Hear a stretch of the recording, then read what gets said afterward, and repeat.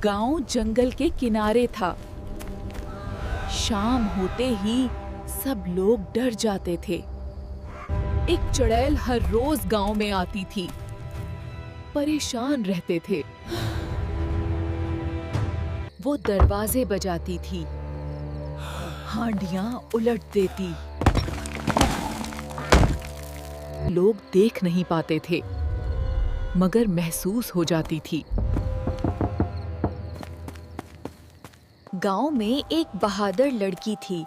उसने फैसला किया कि वो चुड़ैल का राज जानेगी। ज़हरा छत पर छुपकर बैठ गई। वो चुड़ैल का इंतजार करने लगी। रात को बरगद से धुआं उठने लगा। ज़ोहरा हिम्मत करके वहां पहुंच गई।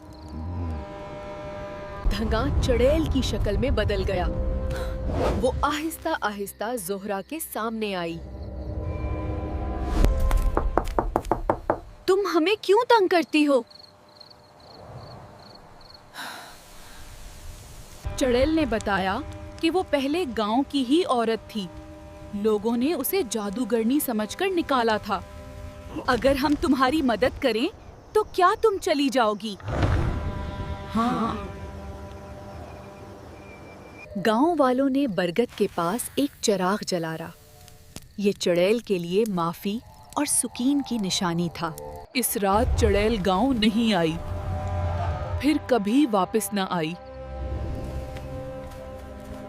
गांव में सुकून लूट आया और ठंडी हवाएं चलती रहीं।